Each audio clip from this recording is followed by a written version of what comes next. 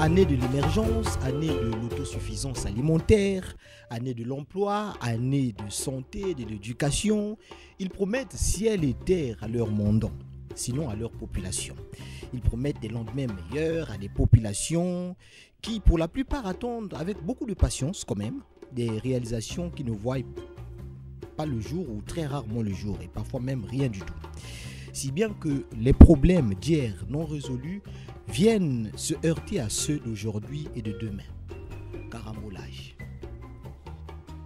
La situation s'empire chaque année, au point où nombreux s'interrogent. Le problème vient-il de la compétence de nos dirigeants? La tâche n'est-elle pas assez lourde pour eux? Mais en même temps, avec quel état d'esprit un gouvernement devrait-il amorcer une nouvelle année pour ne pas revivre ce qu'on a vécu l'année dernière? Bonsoir à tous et bienvenue dans cette émission, je veux dire Afrique et Jeunesse. Deux invités pour l'instant sur ce plateau. D'abord, Ninos Ngoma, celui que vous connaissez bien. Il est coach pluridisciplinaire, écrivain hors pair, auteur de plusieurs œuvres révolutionnaires à l'instar de Jamais prisonnier d'opinion, Rêve d'un autodidacte, de la formation à l'initiation, et on va s'arrêter là parce qu'il y en a d'autres.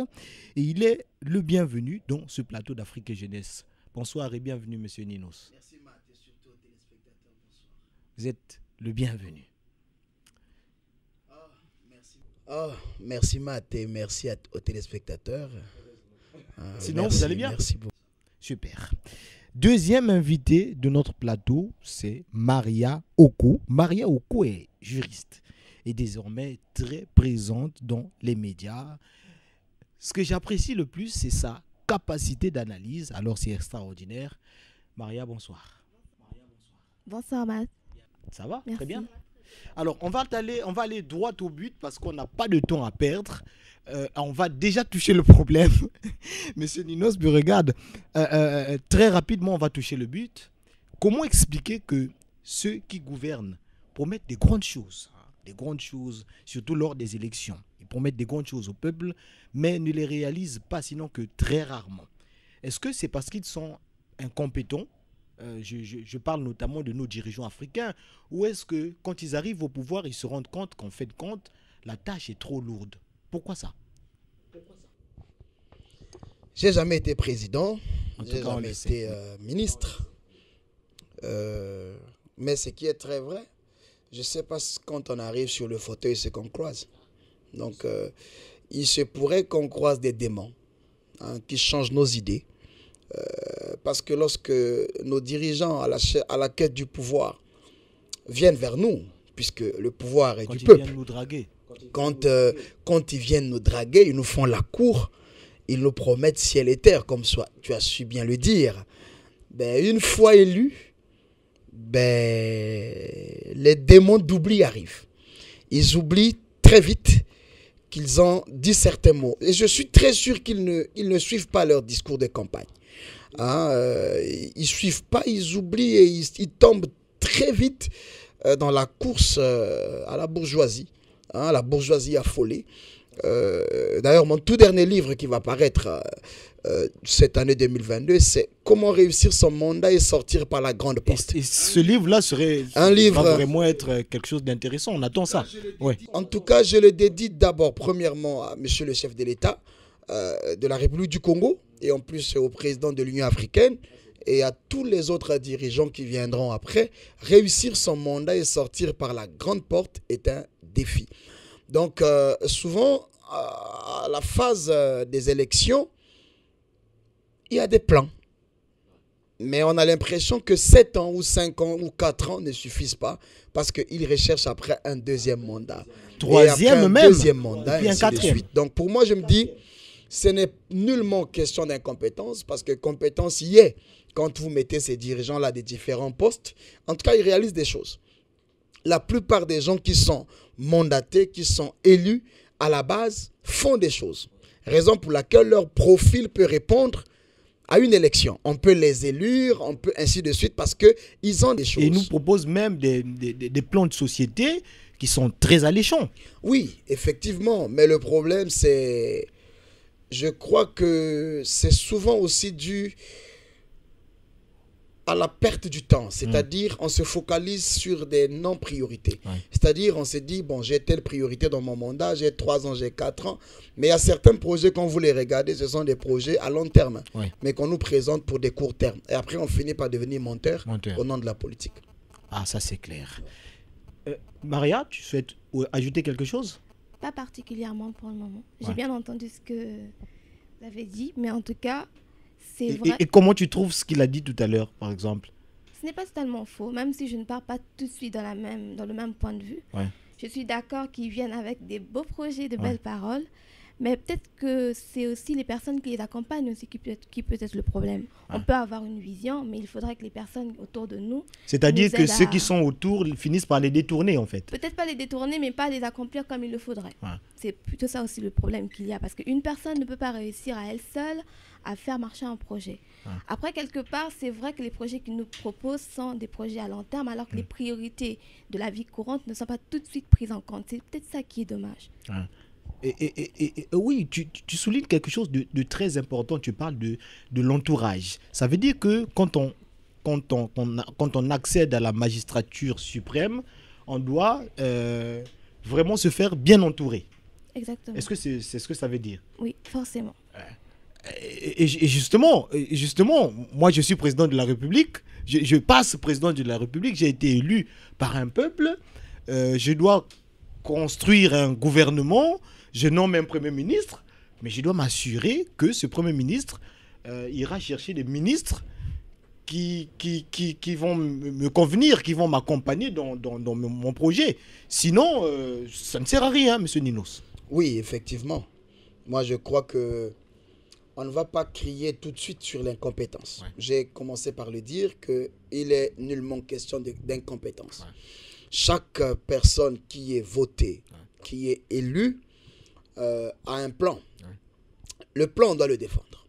Ça, c'est clair. On défend un plan. Sa politique, on la défend. Et c'est même pour ce plan-là que vous êtes élu. Oui, c'est-à-dire que quand j'ai un plan, je dois défendre mon plan. Je dois défendre mon idée. Je dois être un faiseur. Je dois amener mon idée jusqu'à réalisation. Alors, il est nullement question de pouvoir dire que l'entourage, oui, je suis d'accord que l'entourage cause problème. Mais lorsqu'on a une vision et qu'on pense être un catalyseur pour réaliser sa vision, si l'entourage n'est pas celui qu'il faut pour mon projet, eh bien, j'évacue les gens, j'éjecte. Parce que lorsque je vais arriver au terme du temps et que ceux qui devraient m'accompagner pour réussir n'ont pas été bons, ce ne seraient pas eux qui seront accusé, ce serait moi. Parce que c'est moi qui me suis présenté comme étant le garant. Donc, le choix de mes personnes, le choix de mon entourage dépend aussi de mes exigences. Mais la plupart du temps, qu'est-ce que nous voyons? Dans les remaniements, ce ne sont pas des gens qui sont éjectés, mais ce sont des gens qui sont permutés de gauche à droite. Donc, et celui qui est élu et ceux qui l'entourent, le bateau fait naufrage et tout le monde meurt à l'intérieur. À qui la faute? À Dieu, à Satan ou au peuple qui a pensé donner le pouvoir à ce dernier? Donc le plus important, c'est d'abord regarder l'exigence de celui qui a été élu. Quand on est élu, j'ai toujours l'habitude de dire dans toutes mes conférences à travers le monde, je dis ceci: quand on cherche le pouvoir, on fait de la politique. Mais quand on a eu le pouvoir, on fait le management. Et l'un des grands problèmes aujourd'hui, c'est un problème de management. En Afrique, on ne se voile pas le visage. Il y a un problème de management avec nos dirigeants. Donc, à la base, on confond tout. Et des fois même, ceux qu'on nomme des ministres, ce sont juste des amis. C'est parfois de la pagaille. Oui, c'est parfois de la pagaille. On a fréquenté ensemble, on a souffert ensemble. Viens t'asseoir ici. Vous savez, en tant que coach, j'ai eu à accompagner des dirigeants, des dirigeants, tout le monde le sait, des dirigeants que nous avions pris candidats. J'ai écrit certains projets de société de certains chefs d'État africains, ici. Tout le monde le sait. Mais vous allez voir, je vais prendre le cas de celui qui vient de nous quitter hier, le président Ibeka. Plusieurs fois, je suis revenu ici sur ce plateau, j'ai donné ces témoignages. Mais quand vous regardez celui que vous avez pris candidat, la manière dont il vous a rassuré, Mais quand il est élu, vous ne reconnaissez plus votre Ce gars. n'est plus la même personne. C'est pour ça que j'ai dit, il y a un démon qui est sur le fauteuil que les dirigeants rencontrent. Comme je n'ai jamais été dirigeant politique, ok, certainement je ne sais pas qu'est-ce qui les embrouille quand ils deviennent autorité.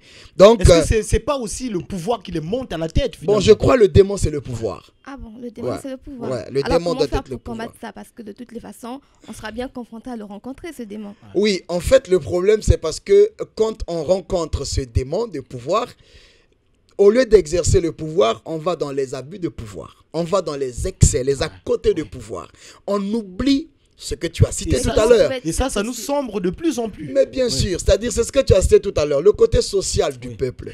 Parce que le peuple qui vous a envoyé a cru sur vos paroles. Parce que quand vous venez me dire, votez-moi, moi j'habite dans tel quartier, non, on va faire telle avenue, on va mettre des lampadaires, bon, on va mettre un hôpital, on mettra une école. C'est à mon profit. Donc je vais dire, voilà le candidat approprié pour ma situation. Des hôpitaux, je vous donnerai ma voix. Bon, une fois que vous avez pris ma voix, vous contournez ma voix et vous devenez mon ennemi. C'est-à-dire, vous oubliez mes priorités pour vous attaquer à vos priorités familiales, à vos priorités amicales, et vous oubliez celui qui vous a donné sa voix. Vous voyez, justement, et en fait, c'est là où il y a la catastrophe. Et aujourd'hui, il faut parler de la catastrophe sociale parce qu'à la base, le management, je reviendrai sur ça, les problèmes de nos pays sont liés sur deux choses. C'est un problème de leadership et un problème de management. Quand on les réglera au niveau des autorités politiques, nous allons avoir des pays qui émergent. Mais alors, comment on est arrivé là? Parce que vous parlez de management et tout le reste, d'accord. Mais vous savez bien que le pouvoir aussi a ses exigences. Il y a la réalité qu'on va rencontrer là-bas. Et vous et moi ne connaissons pas du tout ce à quoi ils sont confrontés. Non, il ne faut pas, il ne faut pas dire. J'ai l'impression que je suis en face de la journaliste. Maintenant, c'est très intéressant. Monsieur Mata vous a laissé de côté parce que voilà, elle est touchée par ce que je suis en train de dire. Donc en réalité, le problème, ce n'est pas... Vous savez, quand on est préparé pour le pouvoir, il y a ce qu'on appelle, nous dans le coaching, ce qu'on appelle dans les coulisses de la royauté. D'accord? C'est-à-dire, quand on prend un homme qui devrait être un ministre, un député, un sénateur, un chef d'État, il y a une préparation qui s'est faite avant qu'on le devienne. Mais ça, c'est clair. Et dans les coulisses, vous ne pouvez pas savoir comment le conseiller, des vrais conseillers, pas des fanatiques, comment un conseiller culturel ou un conseiller économique, un conseiller stratégique ou diplomatique d'un chef d'État peut se fâcher dans les couloirs devant un chef d'État après un discours. Pourquoi?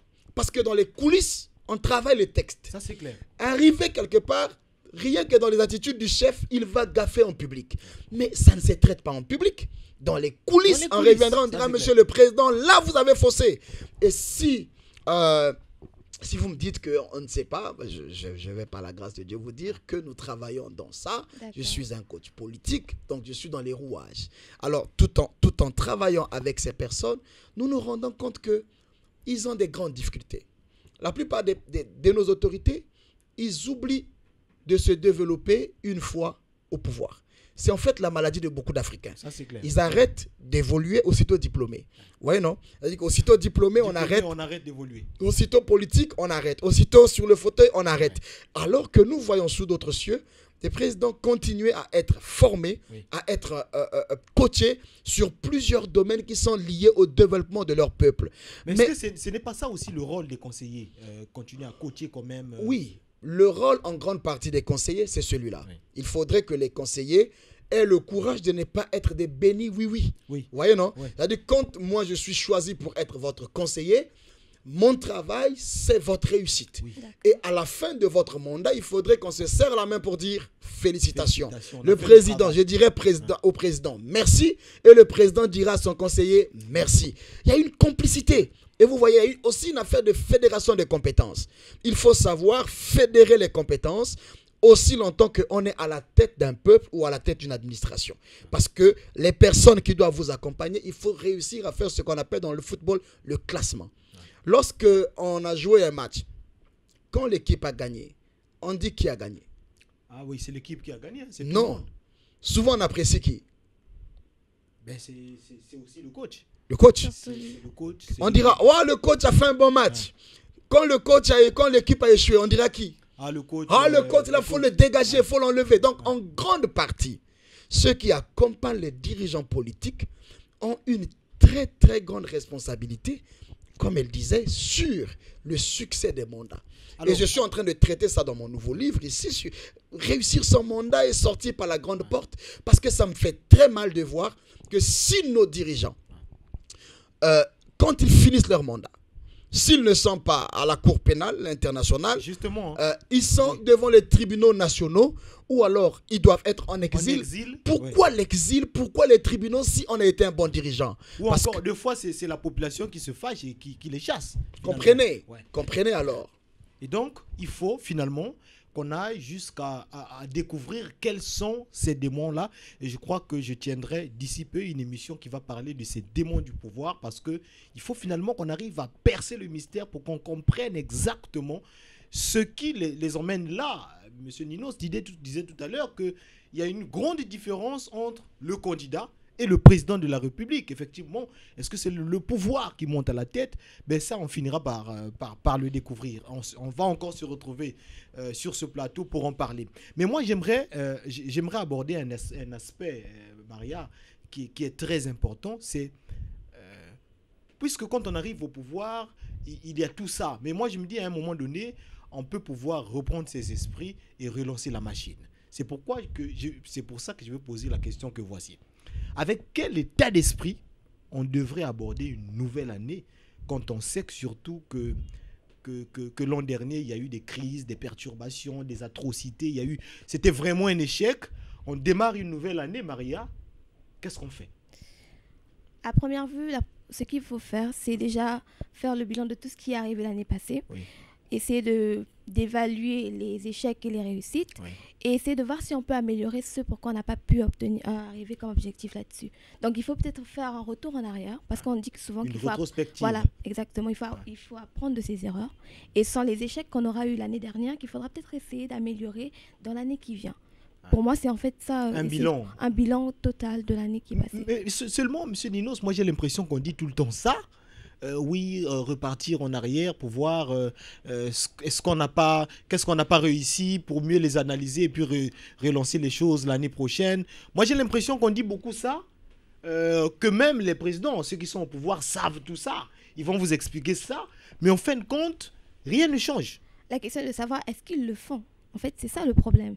On le dit souvent, c'est vrai, mais il faudra l'appliquer. Vous pensez que ceux qui sont au pouvoir là, les gouvernements ne le font pas? Ils ne font pas un bilan de l'année passée? Pas forcément, mais le problème c'est cela. En fait, le principe c'est celui-là. Oui. Il faudra maintenant l'appliquer. C'est en fait ça la grande question. Il faut savoir réellement si on applique cela ou pas. Mais dans la mesure où on prend la peine quand même de regarder ce qui a marché, ce qui n'a pas marché, on estime que plus tard on va améliorer cela, tout simplement. On va améliorer. Avec quel état d'esprit on doit devoir aborder une nouvelle année? Chaque fois, je suis très accroché à la télévision vers la fin de l'année. Oui. Parce que tout président, en commençant par le président congolais, donc oui, le président Denis Sassou Nguesso, qui depuis un moment, je crois 3 ou 4 ans déjà, fait l'état de lieu. Oui. Avant de faire le message à la nation, oui, il fait l'état des lieux de la nation. Donc, où le président, devant les deux chambres, chambre haute et chambre basse, il s'adresse pour faire l'état des lieux de la nation. Point après point, avec tout son cabinet, les différents ministres qui ont rendu leur rapport au Premier ministre, et le Premier ministre qui fait son compte rendu au président de la République. Et le président de la République, à ce moment, avec son cabinet, ses conseillers, font alors le travail sur le bilan de l'état de la nation. Ensuite, le chef de l'État rend compte à sa population de l'état des lieux. Oui. Comment a été le pays, comment le pays s'est comporté sur le plan politique, sécuritaire, diplomatique, sanitaire, ainsi de suite. Donc, c'est déjà un état d'esprit. Oui. C'est déjà quelque chose à féliciter. Oui. Maintenant, seulement on fait tout le temps ça, mais les choses ne s'améliorent pas. Le problème, il faut faire des mises à jour. Oui. Vous savez qu'un pays, chaque jour qui passe, des réalités naissent. Oui. Il y a des réalités qui naissent dans chaque pays, dans chaque environnement, qui n'ont rien à voir avec ce qui était prévu. Alors, il faut réussir à faire des mises à jour sur les objectifs. Oui. Est-ce qu'il y a des objectifs à rejeter ou à projeter pour un un long temps, où il y a des objectifs qu'on peut garder. Ensuite, après avoir fait des mises à jour, il faut faire les tollbox. Oui. D'accord? Oui. Des moments de rappel des objectifs. Parce qu'il ne s'agit pas que du bilan.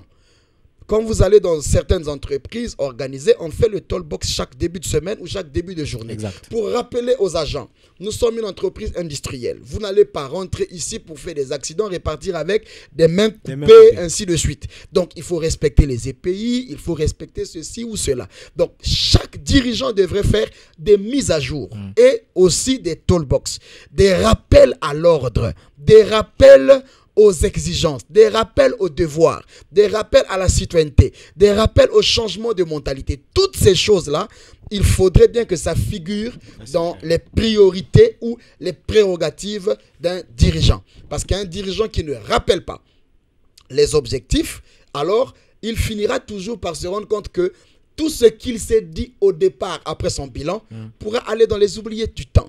Donc, il faut toutefois ramener les choses et les actualiser, en fait. C'est ce que je suis en train de dire, les mises à jour. Actualiser les projets de l'État. Actualiser les objectifs. Actualiser dans chaque domaine qu'est-ce qu'on attend de nous, mais aussi savoir qu'est-ce que la population attend de nous et aussi dire à la population pardon. Vous savez, très rare. Pardon. Il faut que... Mais nous devrons réussir c'est quelque chose de très rare. Mais voilà pourquoi il faut que les coachs existent. Il faudrait que nous ayons des autorités, le préfet, le maire, avec certaines bavures qui pouvaient exister. Vous savez, à un certain moment, on peut avoir des bavures sécuritaires. Oui. Aujourd'hui, nous savons que dans tous les pays du monde, même les plus grands criminels sont interpellés. Ils ne sont pas abattus en cours de route, mais ce sont des bavures, quelquefois, que les autorités devraient quand même réussir à savoir que les familles ont été endeuillées pour des dérapages. Qu'est-ce qu'il faut faire? Mais il faut avoir le courage de dire nous avions failli là. Mais nous vous demandons pardon, nous vous présentons les excuses. Et dans certains états sérieux, quand une autorité, pendant une marche, n'a pas réussi à concrétiser ses promesses, qu'est-ce qu'il fait? On démissionne. Ah oui. On démissionne. On dit, mais je n'ai pas été à la hauteur. Je sors du gouvernement. Sauf que chez nous, en Afrique, ça n'existe pas, ça. Démissionner. Mais c'est pour ça que je suis en train de vous dire, sur ce fauteuil, il doit avoir un démon. C'est-à-dire, on ne peut pas comprendre qu'on a été bon, loyal et gentil avant. Et une fois. Dès qu'on va s'asseoir là, on change. C'est fini, ce n'est plus la même personne. Je suis en train de parler, tous les Africains qui me suivent ne diront pas le contraire. C'est-à-dire, il y a un problème sur ce fauteuil. Mais sincèrement, il y a un problème parce que ce qui m'a vraiment poussé à réfléchir sur cette question-là. Comment on fait pas bien et on ne peut pas dire je ne fais pas bien, je quitte. Comment? Pourquoi? On a l'impression que c'est... Qu'est-ce qui nous retient là? Il y a une colle défaite. On a l'impression que c'est une défaite. Il y a une nouvelle forme de colle super glue qui est sur ce fauteuil où, malgré qu'on n'arrive pas à être à la hauteur des attentes, mais c'est quand même, le pouvoir appartient au peuple. C'est peut-être aussi le luxe. On est désormais habitué aux limousines, au palais, vous savez, habitué au luxe. Vous savez, il y a des parvenus. Il y a des parvenus. Il y a des gens, parce qu'ils n'ont pas fourni assez d'efforts. C'est ce que j'appelle dans un de mes livres l'élévation par suppositoire. Vous voyez, il y a des élévations par suppositoire. C'est-à-dire, quelqu'un, il n'a pas milité pour devenir. Donc, il a peur de quitter. Mais on n'a pas besoin, pour être dans le luxe, on n'a pas besoin d'être politicien. Il suffit d'être un bon travailleur, il suffit d'être un bon entrepreneur. On se retrouve dans le luxe. D'ailleurs, dans tous les autres pays, ce ne sont pas les politiciens qui sont riches. Mais après, c'est quand même différent. La réalité est tout autre. C'est une question de mentalité de toutes les façons. C'est vrai que dans les autres pays, on peut avoir des personnes beaucoup plus riches qu'un homme politique. Mais s'il faut rester, par exemple, dans la réalité d'ici, c'est quand même le grand luxe d'être dans la politique. C'est quand même quelque chose d'important. Et encore, quand on dit que le pouvoir appartient au peuple, puisque la personne à qui on a donné les voix n'a pas rempli ses obligations, pourquoi le peuple alors ne prend pas la peine de le faire partir? Puisque cette personne elle-même, elle semble être collée là-dessus. Oui, le faire partir comment Comment Mais non, à travers des manifestations. Ce qui est, par exemple, puisque le pouvoir appartient au peuple. Je n'aime pas trop la violence, la violence dans les rues. Les manifestations ne sont pas toujours violentes de toutes les façons. C'est juste une sorte de protestation pour montrer son mécontentement. Peut-être que une manifestation pacifique, ça permettra peut-être aussi à la personne qui est au pouvoir d'ouvrir les yeux, de se rendre compte qu'elle ne fait pas bien son travail. C'est aussi une autre façon de montrer les choses. C'est pas toujours à elle seule de se rendre compte honte qu'elle n'a pas réussi à remplir tout ce pourquoi elle avait C'est promis aussi à la d'être là. population de le rappeler. Mais on sait tous que dans plusieurs pays africains, avant de manifester, il faut pouvoir aller demander le droit de manifester. Bien sûr. Dans les institutions existantes. Non, mais en fait, vous allez demander l'autorisation. C'est prévu dans la Constitution. Oui, mais il faut pouvoir demander l'autorisation. C'est prévu, c'est-à-dire tout est question de procédure. Oui. Mais il faut savoir que chaque pouvoir a sa politique. Ouais. Et vous savez que quand on est politique, on fait la politique, soit de la patrie ou du parti. Ça, c'est clair. Alors, quand vous faites la politique de la patrie, le peuple a la voix. Ouais. C'est-à-dire quand le peuple demande à manifester, on lui donne la possibilité de manifester. Mais dans certains pays, quand on fait la politique du parti, quand le peuple veut manifester, on regarde dans les prérogatives, on dit, bon, écoutez, il y a la force ici, et vous savez le déploiement militaire qu'il y a souvent, et c'est la même population qui subit. Raison pour laquelle... Justement, vous parliez des bavures tout à l'heure. Voilà, donc il faudrait que nous arrivions d'abord à traiter le problème de la confrontation d'idées. Nous devrons amener nos politiques. Vous voyez, par exemple, dernièrement, le président Macron, au 28e sommet de France-Afrique. D'ailleurs, j'ouvre une parenthèse. Voilà, je n'ai pas aimé le concept France-Afrique, hein, parce que comment France-Afrique ou France-Afrique, la France à elle seule ne peut plus faire face à l'Afrique. Il faut qu'on change ces concepts. La France, c'est un pays, c'est un seul pays qui convie tout un continent. On ne peut pas faire des débats comme ça. La prochaine fois que j'aurai l'occasion de rencontrer M. Macron, je lui dirai il faut redéfinir ça. On ne peut plus parler de France-Afrique. La France est un petit pays qui ne peut pas s'élever devant l'Afrique. Donc, et qui fait face à 54 pays africains. 54 pays africains. Et il faudrait que nos dirigeants acceptent la confrontation. Oui. Si j'ai pris l'exemple de ce sommet, c'est parce que vous voyez un président de la République devant une jeunesse. Oui. Un débat pendant 2 heures. Oui. Le président était à la hauteur des réponses. Il a été confronté. Mais nous, nos dirigeants africains, eh ben, vous savez, l'esprit des gourous, ils n'ont pas l'esprit facile, hein? Surtout quand ils savent que là, ce sont les jeunes, ils vont être confrontés à toutes les questions de la vie. Eh ben, il est préférable de ne pas affronter les questions, alors qu'il faut une confrontation d'idées. Et c'est du choc des idées que jaillit la lumière. Donc, il faut que les idées se rencontrent. Et même justement, quand ils font les rencontres, on vous dit ministre X rencontre la jeunesse. Et en général, les questions sont filtrées d'avance. On doit savoir quelles questions la jeunesse va poser pour ne pas qu'on soit incapable de répondre à une quelconque question devant la caméra. Et ça, justement, c'est ce que vous condamnez. C'est pas normal. Non, en tout cas, de toutes les façons, mon livre « Jamais prisonnier d'opinion » traite ces questions. Je suis en train de dire que j'ai été créé par Dieu comme un homme libre. Oui. Et il faut me laisser m'exprimer en toute liberté. Comme un artiste. Voilà. Et la liberté coule dans mes veines. Voilà. Même la prison ne me rendra jamais prisonnier. Ainsi donc, il faudrait que l'on sache que lorsque je veux parler, quand je veux parler, je ne casserai rien. Ni une lumière, ni une table dans la rue. Mais lorsqu'on m'interdit de m'exprimer, je choisirai un autre moyen pour me faire entendre. Raison pour laquelle les gens descendent dans les rues. Il y a des manifestations juste parce qu'on interdit aux gens de s'exprimer. Vous voyez des émissions comme la tienne, je loue l'initiative. Parce que... on est des hommes libres, évidemment. Vous vous affirmez en toute liberté.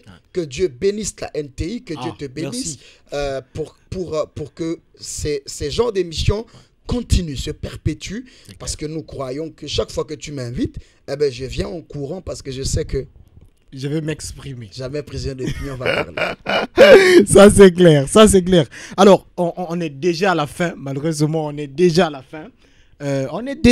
Malheureusement. Moi, je voudrais qu'on touche un aspect que je trouve très important. Maria, Monsieur Ninos, je me dis, depuis la colonisation, après la colonisation, qu'est-ce qu'on a fait en Afrique? On s'est dit, bon, mais les Français, les Anglais, ou tout au moins les colons nous ont appris des choses. Et on n'a fait qu'appliquer ce que les colons nous ont demandé de faire. Et même dans le système éducatif, dans la façon d'enseigner nos enfants, on a non seulement adopté la langue, on a aussi adopté la façon de vivre, le mode de vie.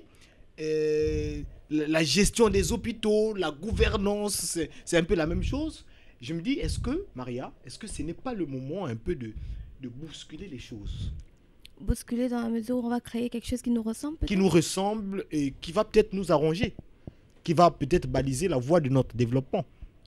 La grande question, c'est de savoir est-ce qu'on est d'abord contre cette façon de gérer déjà nos hôpitaux et tout le reste. C'est d'abord ça le premier problème. Oui. Après, c'est vrai qu'on a commencé à suivre ce que les colons ont laissé, Oui. mais c'est peut-être nous qui gérons mal finalement, parce que les choses sont peut-être allées de mal en pis. C'est parce qu'on est incapable de... C'est peut-être pas parce qu'on est incapable, c'est la façon qu'on a de gérer en fait les institutions qu'on nous donne. Il y a ce côté-là qui va nous emmener peut-être à oublier les principes de base, Oui. et après se lancer dans le fait d'enrichir ses poches et de ne plus suivre ses obligations comme on pourrait le faire d'habitude. Mais justement, quand tu dis on gère mal et tout ça, est-ce qu'on ne peut pas faire quelque chose pour empêcher ça, empêcher qu'on arrive là finalement à mal gérer ou à mettre l'argent dans ses poches? Et je pense qu'il y a des professionnels pour ça, qui peuvent gérer ça, pour dire, bon, mais puisqu'on vole, voilà, on va mettre tel mécanisme. Je crois que le mieux serait déjà d'avoir un contrôle sur la façon dont on gère déjà les institutions. Ouais. Il faudrait qu'on s'assure que les personnes qu'on a placées, comment est-ce que je vais dire ça, sont efficaces dans ce qu'ils font. À partir du moment où on se rend compte qu'il y a une défaillance, le mieux serait donc d'enlever et après de remplacer. C'est en fait ça on va dire quoi, le petit cercle qu'il faut suivre. Celui de mettre quelqu'un et après d'observer comment il évolue. Et après, si on se rend compte qu'elle ne fait rien, on la fait passer. Mais malheureusement pour nous, on a des gens qui restent éternellement, on va dire ça comme ça. C'est comme s'il n'y avait aucun contrôle qui existe, comme s'il n'y a plus personne qui gère cela. Ouais, il n'y a plus personne d'intelligent. En fait, il n'y a plus personne d'intelligent, alors que c'est juste que c'est quelqu'un qui va abuser de ses pouvoirs, qui ne va plus du tout exécuter ce pourquoi elle était là. Et malheureusement pour nous, c'est nous qui en subissons les conséquences. Ouais, malheureusement, c'est la population. Monsieur Nino, est-ce qu'il n'est pas temps de bousculer un peu les choses? Mais il est temps. Et moi, je me dis, vous êtes un ministre dans votre petit ministère avec votre groupuscule de quelques personnes dans votre ministère et c'est vous qui gérez toute une nation. Vous êtes tout petit là dans un petit ministère, vous-même ministre, vous gérez toute une nation. Je me dis, est-ce que c'est vraiment possible de gérer le pays de cette façon-là? Je demanderai à tous les téléspectateurs de pouvoir aller sur YouTube et télécharger ma lettre ouverte aux dirigeants africains. Ok.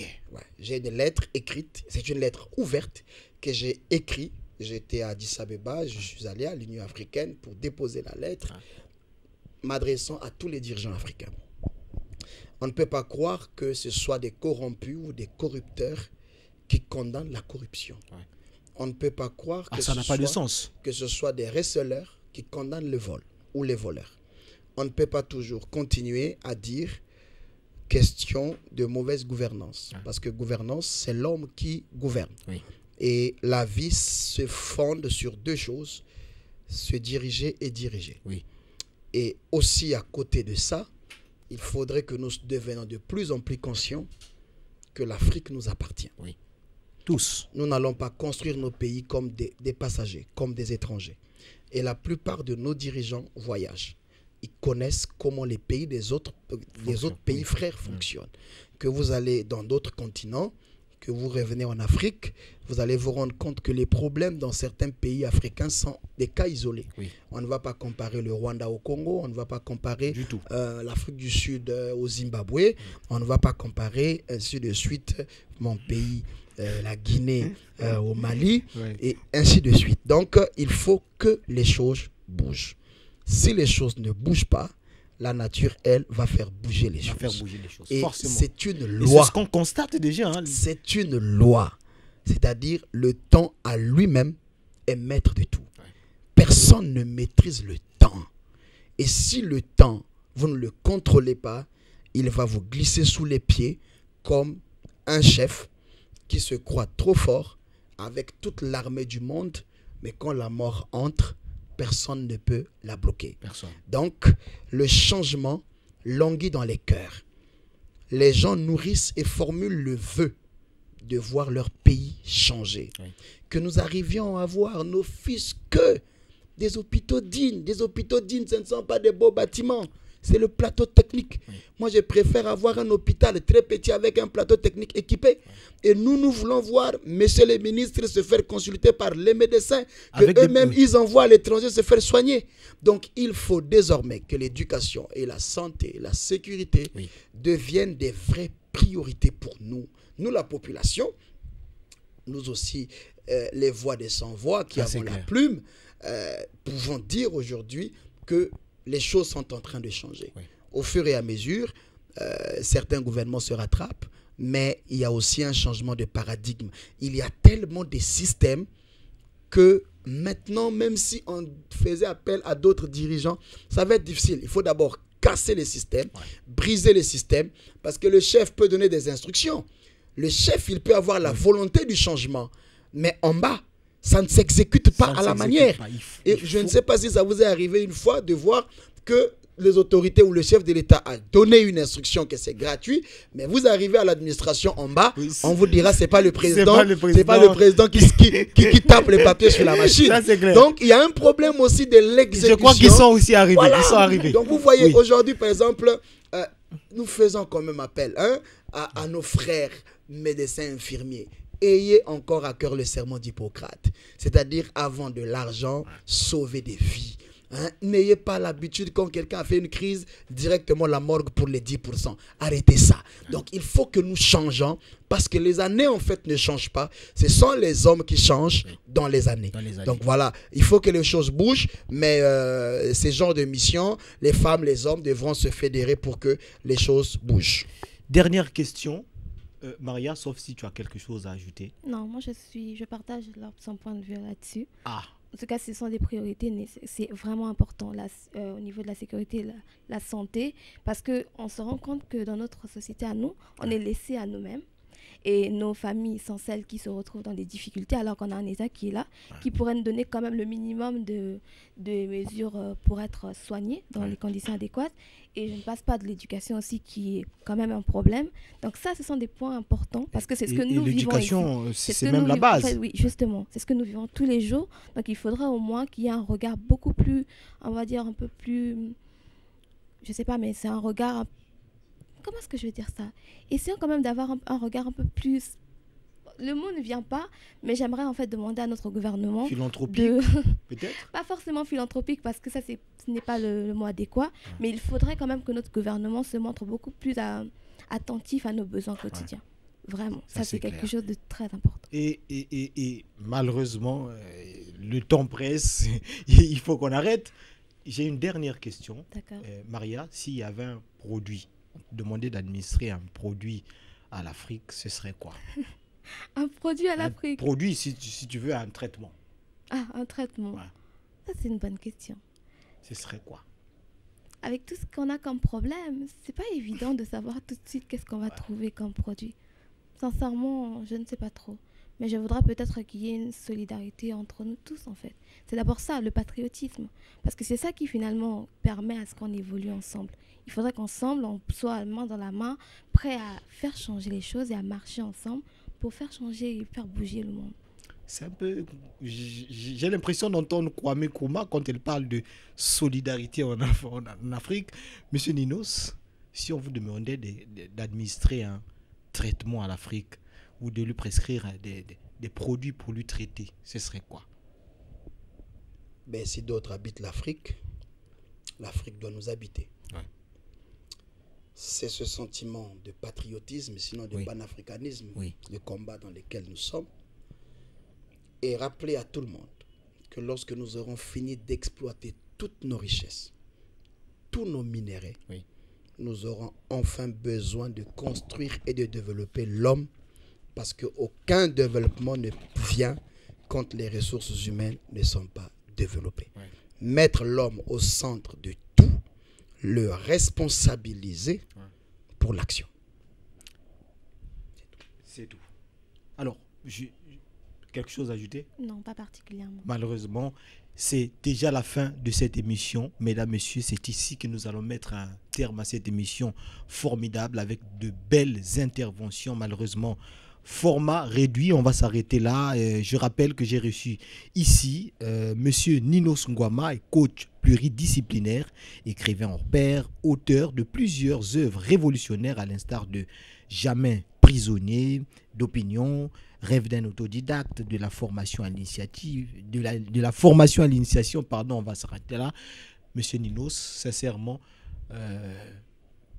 que dire? Très content de vous avoir reçu ici. Merci. Une fois de plus. Merci. Une autre invitée, allais-je dire, Maria Oko. Elle est juriste.